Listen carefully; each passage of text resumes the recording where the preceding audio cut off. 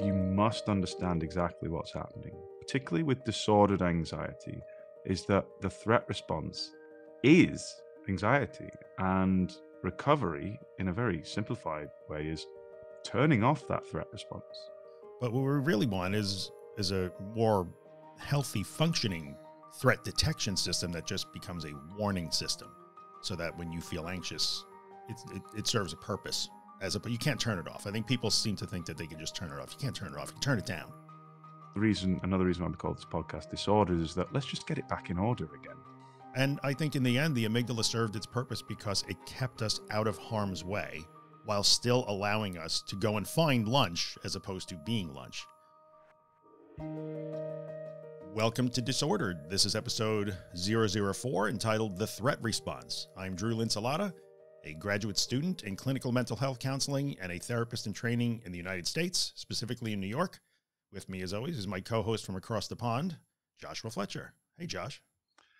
Hi there. How you doing, Drew? I'm Josh. I'm a psychotherapist based in the UK. I specialize in anxiety disorders because I once had several anxiety disorders, and I like talking about it and helping people to get to a good place. I'm having a lovely day today. How's it over in New York? In New York, it's still winter, which I'm a little bit over with now. I'm not going to lie. I wish it was warmer today, but we'll get there. It's cold. Yeah, same here. It's just snowing outside now, but Yeah. yeah. Well, Whatever. today we're going to talk about the threat response. What's the threat response, Drew? Well, the threat response is a thing that everybody needs because it keeps us alive. So it's an important part of being human. It evolved. I think it has all kinds of evolutionary imperatives to keep us safe and perpetuate the species. But the threat response is that part of your brain, or it's that thing that your brain activates when it perceives that there's some sort of danger or threat. Yeah. Yeah. If you're under attack Yeah. of some kind, it will sound alarms and mobilize all those different parts of your body. Yeah. Yeah. And I would wager that the vast majority of people listening to this podcast would have heard of fight or flight, or fight, flight, freeze, or fight, flight, freeze, and fawn. And they've heard that description, anxiety's this, and they're probably thinking, yeah, but I don't like it. I don't like feeling anxiety or the fight or flight or whatever it is you want to call it. And why is mine going off all the time? I think this episode is super important because you must understand exactly what's happening, particularly with disordered anxiety, but this applies to conventional anxiety too, is that the threat response is anxiety, and recovery, in a very simplified way, is turning off that threat response. So if you're someone who's anxious, you can't sit and watch TV or enjoy time with their children or concentrate at work, or you avoid going places, you struggle with intrusive thoughts, you're obsessing about symptoms, your awareness is hyper awareness of anxiety, the self, or threats around you. Maybe you're afraid of judgment or social anxiety, whatever. Turning off that threat response is the way forward. Now, we're not going to turn it off completely.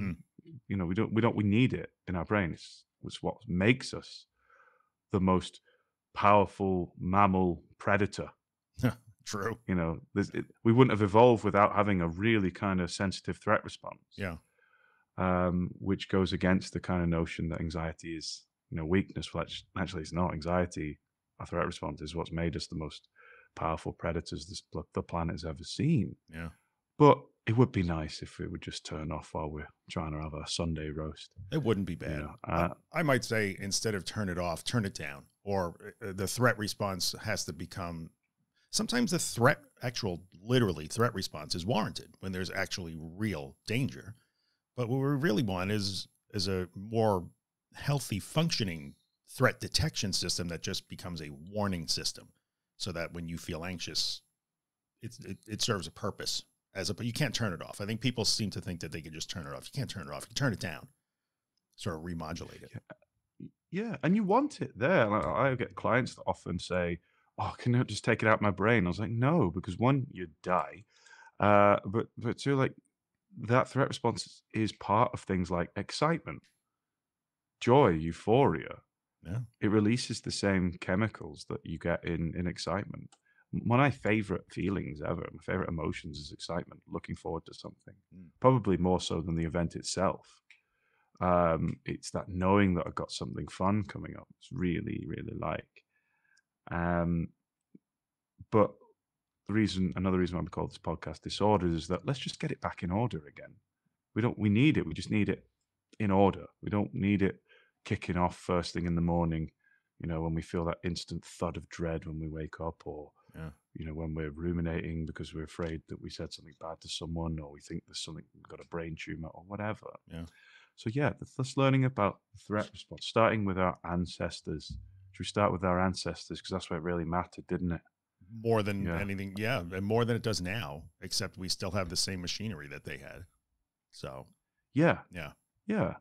So in order to understand the threat response, you got to remember this word. You may have heard me say it. Drew often mocks me for my use of this word, but like, there's a part of your brain which is the beginning of the threat response, called the amygdala. Amygdala. Or I was just waiting. yeah. So the amygdala is a cashew-sized part of our brain. I think it's split into two, and it's the fastest but dumbest part of our brain. I call my amygdala Drew, and so very fast, but not that smart. Fair enough. And its whole purpose is to be the fastest, because if you're in danger, it needs to kick off your threat response. So as soon as it senses any possibility of danger, acute danger, it will release adrenaline and cortisol. Your blood pressure will go up. You'll start pumping around blood faster. You got glucocorticoids that are released. Your muscles tense up. All the blood is pushed to your major muscles, so you're mobilized. Like Drew said, you're mobilized to fight or flight, or whatever, or even freeze. And that's great, but it all starts with the amygdala. Now, here's some examples of the amygdala in everyday life that even people with disorders don't have. Drew, have you ever had one of those falling asleep kind of dreams where you're about to fall asleep and then you dream like you fall off a curb or something? Yeah, hypnic jerk. And then, the hypnic jerk. Yeah. Have you ever had one of those? That's the amygdala, isn't it? Because it gets confused. It thinks you're actually falling off a curb, so it jolts you up. Another example is when you are frightened, or someone jumps out and frightens you, or you're watching a scary movie or whatever. How about the old, you're driving and somebody cuts in front of you and you almost get into an accident and you're okay for a second, and then your heart starts pounding, So yeah, that's the amygdala at work. Yeah. Was that something in the corner of my eye? Yeah. Yeah. And that's the amygdala at work. And that's examples that everyone can relate to. Why was the amygdala helpful for our ancestors, Drew? Well, I mean, one of the most interesting quotes I ever heard on that was, back in the day, it was certainly more important to find lunch than to be lunch. And there were threats. There were threats everywhere. And I think, evolution doing its thing, the amygdala became really sensitive because, we're not going to, our ancestors lived in a much more dangerous world where they were exposed and they had to fend for themselves, and they weren't as safe as we are. And I think in the end, the amygdala served its purpose because it kept us out of harm's way while still allowing us to go and find lunch as opposed to being lunch. So, they needed it to stay alive. Otherwise, people would have done a lot of really dumb things or taking more risks than were probably necessary. And in the end, it's about perpetuating the species and adapting. And, people that had faster, quicker, more powerful threat responses probably survived over the people that had weak threat responses. And I think people ask all the time, like, why does it take so long to recover? Why does it take so long to learn those lessons and turn that down in your brain? Well, think about it from an evolutionary perspective. You want that response to be really easy to activate, but really hard to turn off. Because if it was easy to turn off, the people with easy to turn off threat responses probably died out thousands and thousands of years ago. They're not here anymore. Yeah. They sucked. Yeah, You made it. We made it. Congratulations. Like you and your amygdala made it. Yeah, and we're here.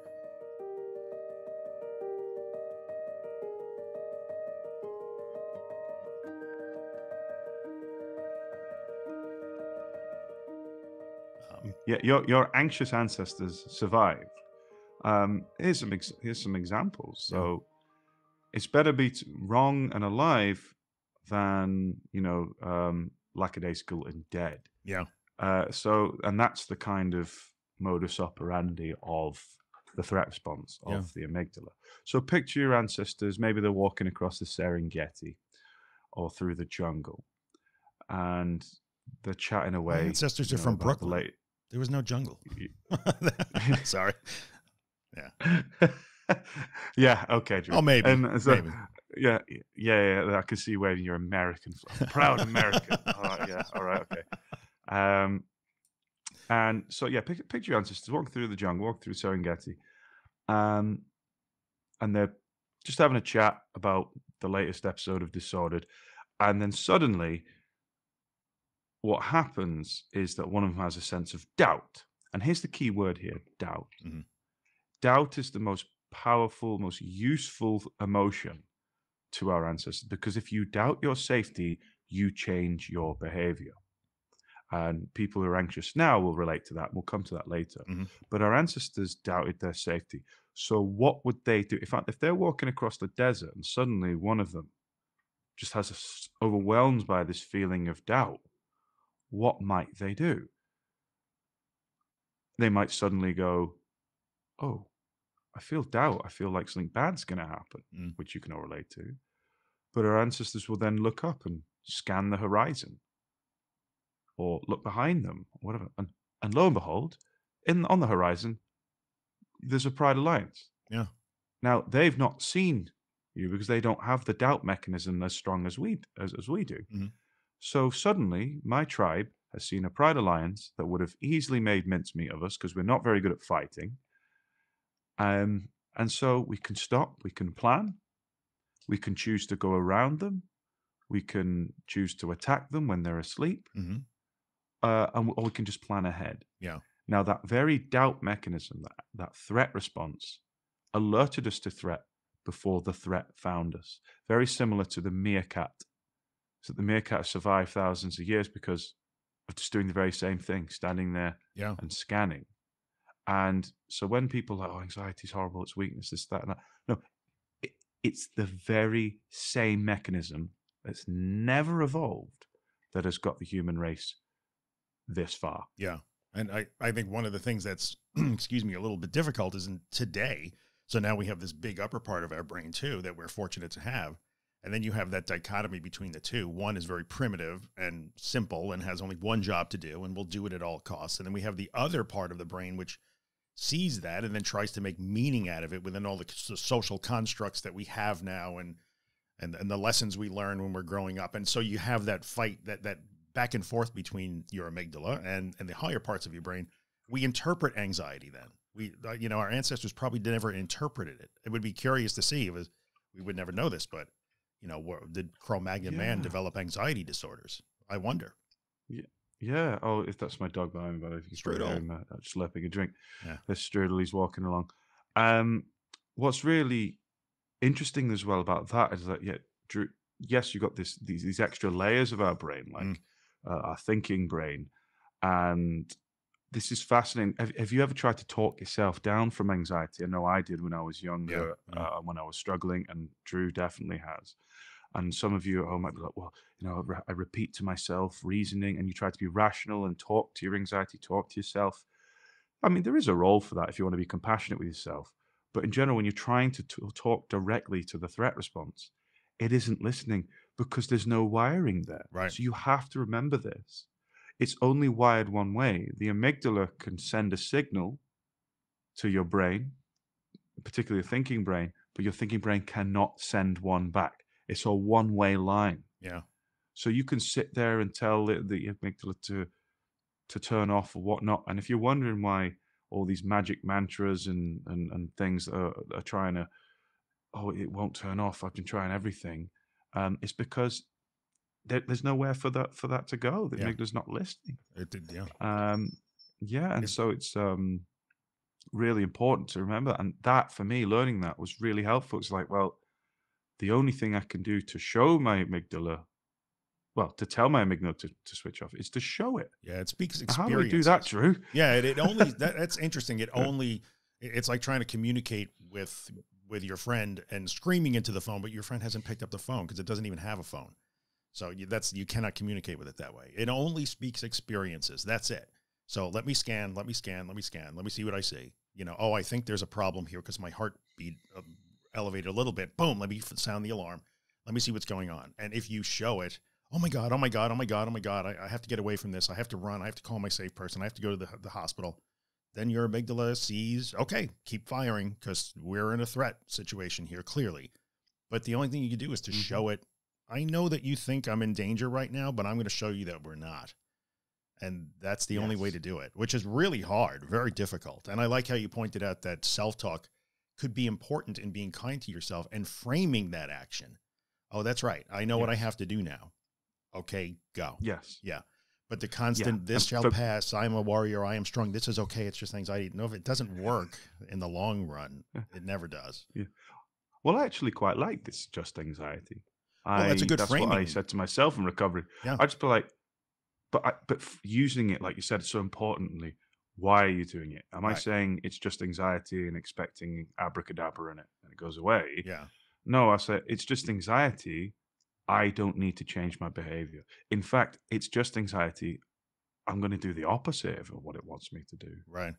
And we'll talk more about that later in these podcast episodes. Yeah. About what you can do, particularly when we talk about exposures and stuff. But in general, kind of, it's just remember that threat response is not a bad thing.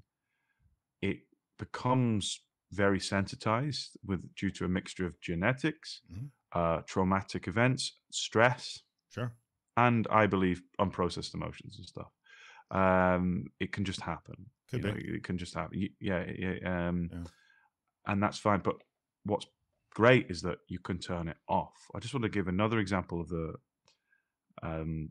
ancestors as well, which is one that I use again in this practice. Is that you know, imagine you're walking past a cave, a dark cave entrance, and someone's told you, you know, there's a big bear in there, and someone else told you there isn't. Now, your amygdala isn't interested in the guy who said there isn't. It's interested in the guy who tells you there is, and there might be. Yeah. So every day on your way to work, or wherever it is you're going, you've got to walk past the entrance to this cave. Now, your amygdala will suggest you very strongly, as you're walking past the cave, what you're going to do. You're going to be looking at the entrance with your spear at the ready, just in case. And we'll come back to this phrase all the time. Just in case always pops up. Yeah. But it's the spear at the ready. And you know what? You go to work 20, 30, 40 times. The bear's you don't even ever hear it. But one day you do go, and lo and behold, that was my bear impression. And it runs out at you and attacks you. But guess what? You're ready. You're there, spear at the ready, bang, you know, bears on the barbecue tonight. Because you were prepared, because your muscles and your fight and flight and the amygdala kept reminding you that the entrance to this cave could be a danger, your behavior changed. Yeah. Now, anxious recovery is, there is no bear in that cave. Drew and I have walked into the cave and we've gone, listen, hey guys, the bear's gone. We've checked it head to toe. There's not there. Yeah. Now, have you got 100% reassurance that there's no bear in that cave? No. Have you got 99% assurance? Yeah, probably. Can you ever get 100% reassurance that the bear's not in that cave? No. But you lean into this probability, what we said last episode, is that, well, Drew and Josh says there's no bear in the cave. So do I need to keep creeping past it with a spear? Yeah. Do I need to keep using up this energy, giving it my focus? No. And recovery is just learning to ignore the just walk by. You don't even give it a look. And in that situation, it's safe. Yeah, you wind up in a situation where you can take our word for it, which you would like to, but you kind of can't. But what we can do is to say, hey, listen, we have been in the cave and there is really no bear there. And then you're going to also have to walk in the cave. That will get you to that last part where you put down your spear and you're finally. But before this, you won't dare walk in the cave. You will just treat it as if there's a hungry bear. So people like us can tell you there's no bear, and you can use that to frame your new action. But at some point, you'll have to Okay, I'm going to really, I'm afraid. I think there's a bear. I'll have to either stand my ground and wait for it to come and get me instead of running away from the cave, or I'll have to go into the cave and see what I can do.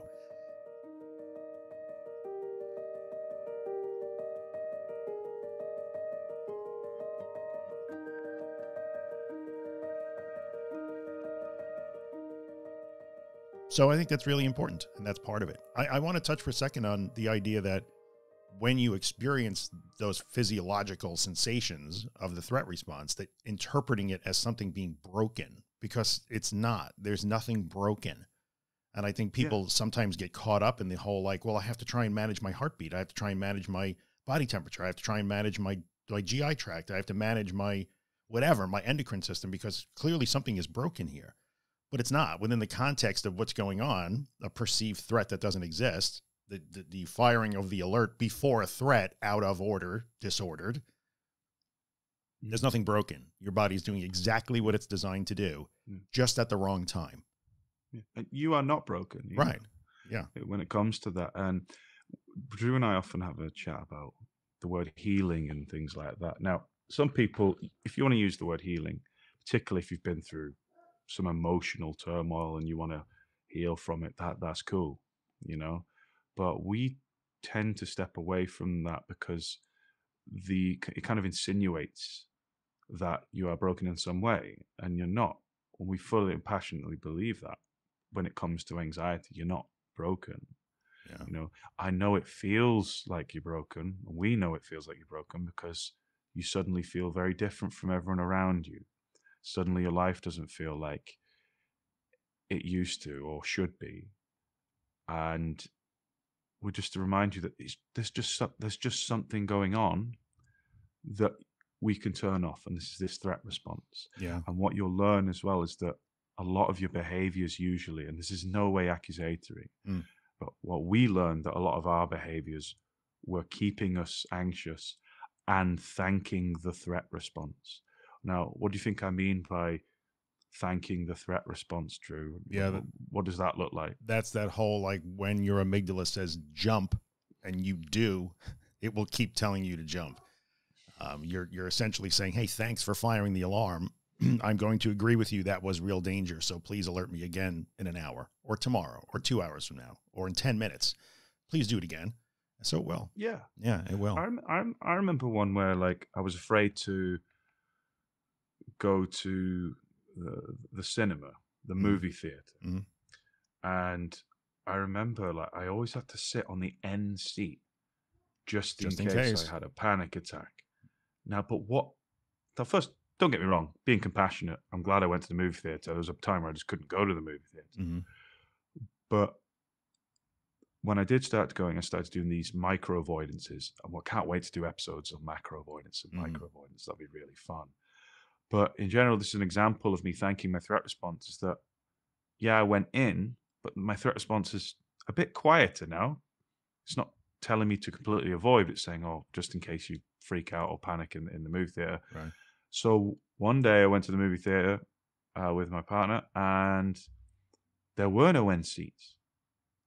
I had to either sit in the middle or go home. And I was so scared. I was like, no, I'm going to go home. So I've thanked the threat response. My threat response suggested that middle seat is a lion. That middle seat is a cave. And don't go in there because there's a bear. You will have harm. But in my brain, and my thinking brain constructed it as, you're going to freak out, you're going to have a heart attack, you're going to have a panic attack, whatever. Right. But I overcame that by one day doing the opposite. Yeah. I purposely booked middle seats. Yeah, because you have to double do that. down on it. Yeah. So actually, the end seats were free. I was like, no, I'm going to go and sit in the middle seat, feel but I've taught my brain, didn't say anything to myself, wasn't like, you're strong, you're a warrior, all that stuff, please turn off abracadabra, please amygdala, be quiet. I just sat there and willfully tolerated it. Yeah. And I was watching the trailers, couldn't really concentrate. By the time the movie started, I was fine. Good to go. My threat response turned off. Yeah. And it does for everyone, because it's physiologically impossible for your body to maintain that level of fear and the adrenaline and the cortisol that comes part of the threat response. Now, I did speak to myself sometimes. What I usually just say to myself is just, this is just adrenaline. This is just cortisol. Oh, My body and mind's doing exactly what it's supposed to. I don't need to give it focus. yeah. I would do the old, my go-to was, I've done this before. I've been here before. You know, we've been here before. You've done this. I would talk to it a little bit. Like, you've done this to me before, and you never make good on the threat. So go ahead. You know, I mean, that sounds very casual, but that's where I got to. I used to drive around with the doctor. My doctor would give me a benzo, Xanax, 90. And a year later, they would expire, and I'd have 89 of them because I was stubborn and wouldn't take them. But I would drive around with them. And I drove around with them just in case for like Safety 3 behaviors. years. Yeah. And Just in case, Drew. 3 years. I Yeah. forgot they were even in the car. They baked, they froze, they were worthless at that point. But I still thought just in case.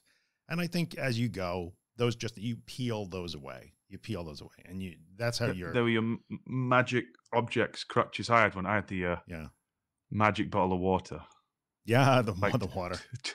just in case I like died from dehydration. Right, like instantaneous dehydration, desiccation. Even though I drank like 3 liters that morning. It didn't matter. You know, Yeah. If I go for a short walk, I have to have my magic bottle of water. But I think in the end, like, to get back to a good point that you made, all of these things that we did, and that a lot of you listening are doing and being very brave doing, and we can appreciate that and commend you for that.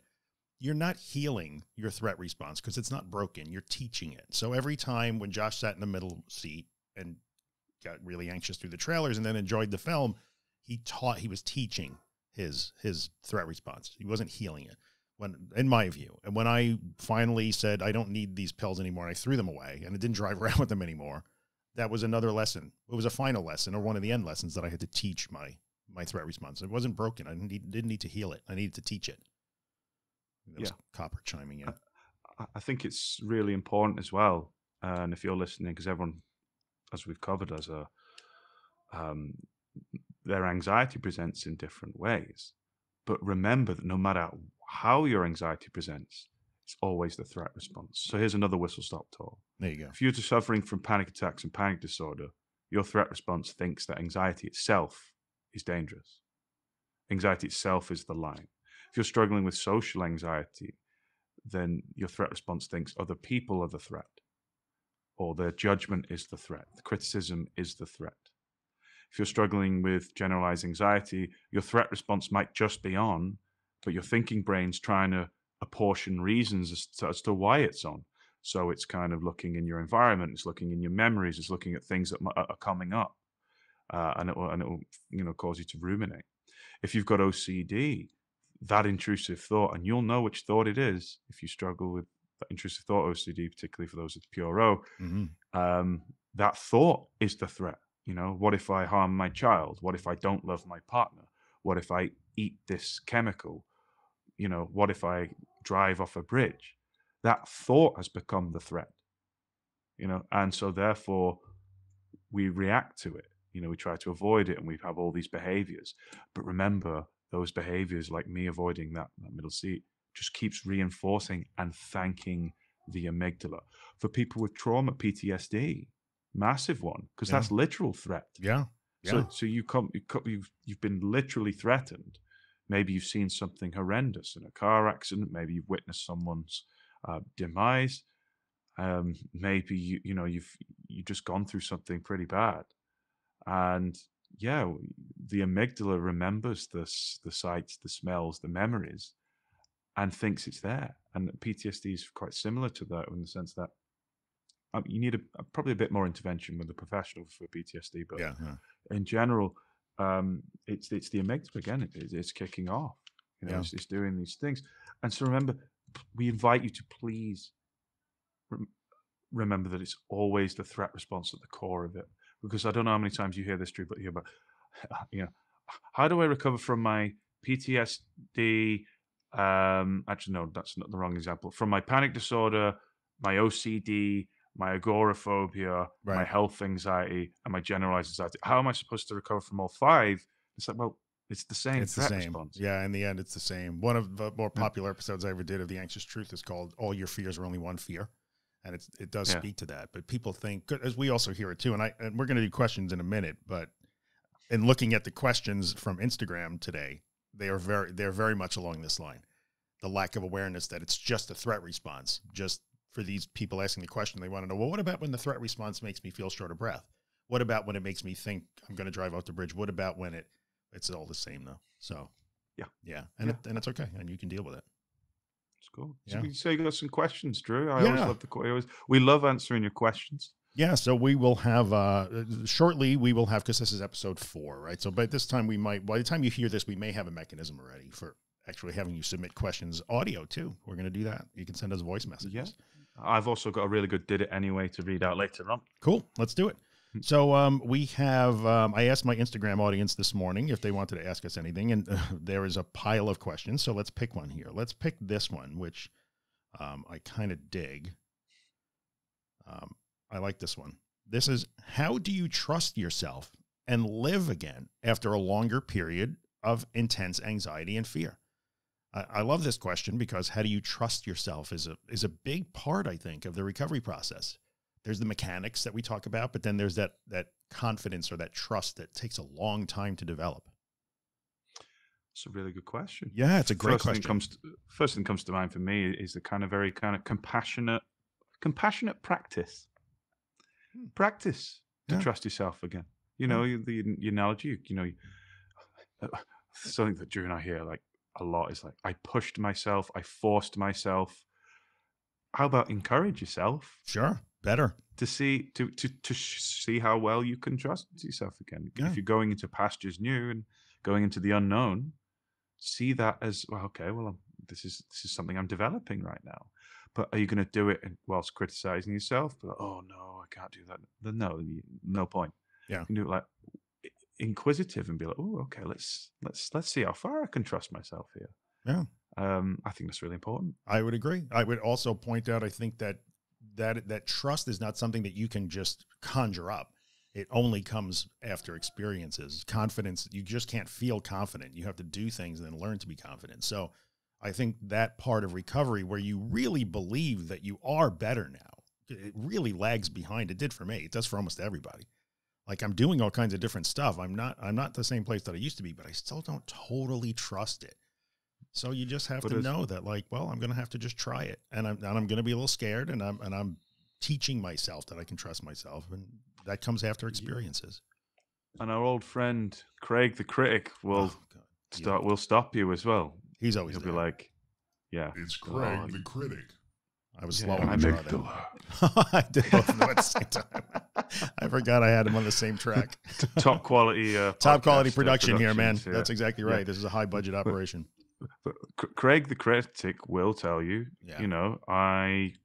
you won't get there. You can't get there. You can only rely on that safe person. You can only exist in your own safe space. Yeah. So yeah, I mean, that's how we'd answer that. Yeah. I've got a really good did it anyway. If you want to hear it, I sure do. Drew. Yeah. Hashtag did it anyway. I am not a fan of crowds. I get dizzy. Sometimes feel depersonalization when I'm around a lot of people, and I'm afraid of big bridges. Last night, my family and I not only crossed a major water crossing bridge, but we went to a baseball game that had thousands of people. By the end of the night, I couldn't wait to get home, and I closed my eyes on the bridge. But I did it anyway. Now, that's lovely. That's so good. That's so good. And guess what? The next time you go over that bridge, open your eyes. That's your next bit that you're going to do now. Yeah. I also hope that you went driving and show you. With your eyes. Wow, daredevil. Yeah. But in general, no, that's really good. Bridges is what I hear a lot. Superb. Compassion in that as well. Mm-hmm. Kind of, I did it anyway, and this and that. And keep encouraging yourself to do a bit more. So, I don't want to go over the bridge. I don't want to do that. Next time, open your eyes, take it in, do those things. But superb. I love that. Brilliant one. Yeah, love it. Love that they recognize their achievement as opposed to like, oh yeah, but I had my eyes closed. No. Yeah, Craig the critic would be like, well, you had to close your eyes. Yeah, that isn't real. You blew it, man. Like, no, that's really great. Excellent one. All righty. Well, you hang on to the end of all these episodes. We'll always have questions and did it anyways near the end. So it's worth hanging around. I think we're good. Yeah. Episode 4 in the books. Yes. Yeah. Nice one. We'll catch you next time. Yeah. Thanks for tuning in. What do we do next time? Should we tell them? Next, we have, well, you know what? Let it be a surprise. Let it be a surprise. And that's code for we don't know yet. We don't know yet. We haven't decided which of the 10 topics is going to be the next one. We come back next week. We promise it'll be good. And keep working on it, guys. We're cheering for you. So We got you. all right, we're out. Hey, it's Drew. Thanks for joining us for this episode of Disordered. Josh and I both hope that you're finding it helpful in some way. For more information about Josh or me or the Disordered podcast, find us on the web at disordered.fm. That's disordered.fm. Pop on over and find links to our social media platforms. Join our mailing list so we can let you know when new podcast episodes are available. And we'll send you easy ways to ask us questions and share your wins so we can answer questions on the air and share your successes with the community. And if you're listening to the podcast on Apple Podcasts or Spotify or any platform that lets you rate or review, do us a favor and leave us a 5-star rating and maybe write a review if you're digging Disordered. It really helps us out and we appreciate that. Thanks again for coming by, and we'll see you in the next episode.